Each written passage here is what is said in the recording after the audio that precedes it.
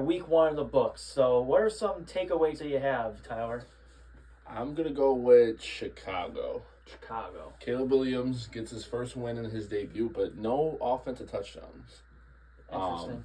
All defense and field goals. My question is that a concern for Chicago heading in? I believe they play the Chargers next week. Mm-hmm. No, they play Houston. Oh, they play Houston. Sorry. Yeah. They do play That Houston. is going to be a high-scoring game, possibly. Yeah. They might have to put up points for that. And that's what I'm wondering is if are they going to be able to compete with, teams like Houston and teams that can put up points. I don't think it's a concern long-term. I think Caleb will be fine, but yeah, definitely for next week, I can see that being something. Caleb, it might be first game jitters and stuff like that, but I'm not ready to, write him off just yet after one game. It takes time. Yeah, I get that. I think the offense is good too. I know they didn't get a lot out of Swift. Yeah, needs a running game maybe to help him out a little bit. Right, I think he'll ease his way into it. So maybe, like you said, first game jitters and stuff like that. So yeah, see how it goes. One takeaway I had, so last couple of years there's been some redemption quarterbacks going on. I started calling it the Geno Smith Award because he kind of started off the trend. Geno Smith one year, Baker Mayfield last year. No one's talking about Sam Darnold over there in Minnesota. Yeah, it's true. So, honestly, out of his whole career, this is the best setup he's ever had. He came in, he was highly touted. You know what I mean? He went to the Jets. Obviously, it didn't work out there. He's bounced around ever since. He's got Jay Jettas. He's got, Jordan Addison. Addison did get hurt, so we'll see how that turns out. Hawkinson's coming back later. Aaron Jones looked pretty good. Yeah, he did. The defense looks good for Minnesota. So, be on the lookout for Sam Darnold. I think he can surprise some people this year. Yeah, I agree. I think, like you said, it's probably his best setup he's had. Yeah, not really many excuses, and we'll see what happens. I mean, I think McCarthy will probably still be the future there, but, maybe Darnold can find, a spot somewhere else if he plays well this year. Yeah, I think he'll make a name for himself, whether, like you said, whether it's with Minnesota or whether, he has a good year and someone's like, all right, hey, we can bring him in and have him play for us.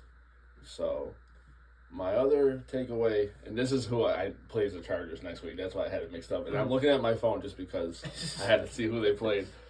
The Panthers. Is all hope just gone with Bryce Love?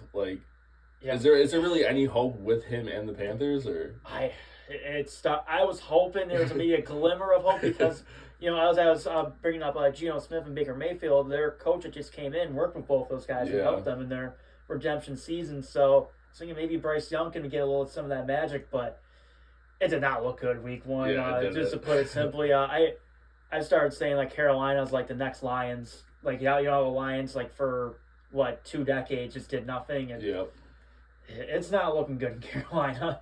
No, and it sucks too because they had high hopes, but then obviously Frank Wright over there was a lot of miscommunication, who wanted who, and it's stuff like that. And you're kind of, I don't want to say stuck with them, but you kind of are for the next handful of years. You gotta try to make it work. So they were definitely hoping that Canales was going to step in there and kind of be like how Mike McDaniel was with Tua. Tua was kind of labeled a bust his first couple of years, but it ain't looking good there. For sure. But it's looking better for this one team, and I feel that with the way things ended last year for them, I feel the Eagles coming out and getting a win against Green Bay, I feel that's huge for their confidence because I've been thinking of them as a team like I said, with the way things ended last year. If things started off bad this year, I felt like it was going to be, it was going to be a lot of drama in that locker room. There was a lot of stuff last year. I thought that was going to keep lingering over. But credit to the Eagles, if they would start off bad this year, Sirianni maybe on the hot seat. You have all that stuff going on with A.J. Brown late last year. So, it looks like they're right in the shift. A solid win against Green Bay. Yeah, for sure. Actually, I think I like Green Bay to win that game. Yeah, same. I was leaning more towards Green Bay, so that is a huge win for them. And then obviously playing in Brazil has got to be wild. Just none of the teams, you don't know what it's going to be like. Yeah. The field looked like it was terrible. Yeah, it was definitely a tough one. I know Love got injured at the end, but Philly looked like they had that game in hand anyway. Yeah, for sure. And Saquon looked great. Yep, Saquon looked great. That's a big thing for them. Better running game.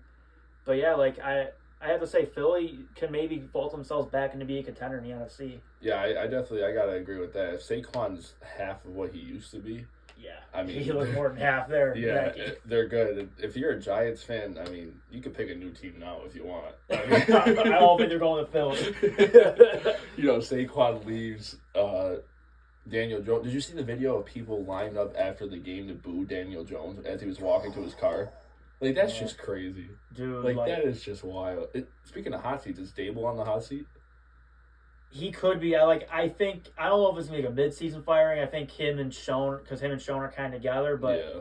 I can see them both getting fired end of the year. It's just, you let Saquon walk, Daniel Jones, that contract is looking like an albatross right now. Like, I kind of feel bad for Daniel Jones a little bit with what happened to the fans after the game. I get, like, the frustration, you know what I mean? Like, we're Bills fans, we've been through it where quarterbacks did not perform well, but I feel it's a little bit much to be, going after him. It's not like the guy wants to play bad. But that's excessive. It's just being shown that, he's possibly not the guy. I mean, like, I'm trying to give Jones a little bit benefit of the doubt because that offensive line has had a lot of problems, but... For sure. It's just, you got to try something else eventually. Yeah, you got to just... I don't know what that something else is, but they got to... Drew Lock. Yeah, I mean, it's not going to hurt. Yeah, it's just like other quarterback situations too. Like, you got to think. Watching the Browns yesterday. Yeah, that's brutal. And you look at Baker Mayfield across the country in Tampa playing like that. Playing lights out. I kind of feel like Cleveland kind of got what they deserved because they kind of did him real shady. Yeah. If you look back at all the stuff that happened, because I feel Baker Mayfield got ousted in Cleveland because he played hurt. Mm-hmm. That one year he played hurt and everything, and obviously that bad tape came out, and Cleveland started doubting whether he was the guy or not, and all of a sudden Watson became available. I felt they treated him so bad on the way out because I remember when they got Watson, they're like, "Oh, we wanted an adult in the room," so. If you thought Watson was a better quarterback, that's fine. Yeah. You can be wrong about that, but going to say, you're trying to speak against Baker's character, and you bring in a guy with like all the, all of whatever Watson had going on. We don't have to get into that, but yeah. But yeah, I mean, if you're a Browns fan, you're either just reminiscing watching the highlights of the Tampa Bay game yesterday, or you're just not looking at anything Baker does because you don't want to see what's going on. You're devastated, like. Let's put it like this. I look at it as if, just say, like, after a couple of years, we just gave up on Josh too early, and we brought in, like, an aging Russell Wilson. I know maybe the timelines don't match up with that, but... No, I know what you're saying. But, yeah, like, we would be so upset if we saw, like, Allen just, like, balling somewhere else, especially because Cleveland has forever been looking for their franchise quarterback, and they had one. They had it. And, big reason, too, is, like, they were listening to other stuff, Odell Beckham was complaining about it when, looking back, I think it was just that Odell Beckham was not a number one receiver anymore. It wasn't really Baker's fault. Mm-hmm. But yeah, I remember all those stories. Yeah, it was his dad getting involved. Yeah, I do remember that. He was like going through the film, like, "Oh, my son's wide open." It was like, yeah, but I will say I think Cleveland maybe did Baker a favor. Obviously, he bounced around a little bit after Cleveland, but eventually found his home in Tampa, and he's set up pretty well. Yeah, he got that new contract.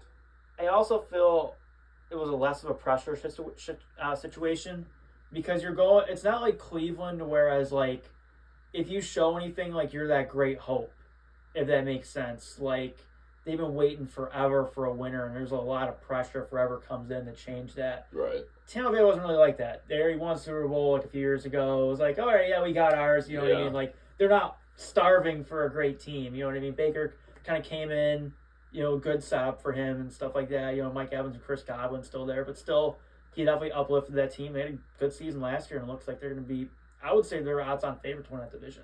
I don't know if we did the video for the NFC South or not. I don't think we did. But, we were talking about it. That was my pick for them to win until I see what Atlanta's all about. Yeah, I think Atlanta could be still fine. I'm not going to overreact to them for week one. I know you're not big on Pittsburgh, but I'm big on their defense. But like, Pittsburgh's defense definitely gave Atlanta a lot of trouble.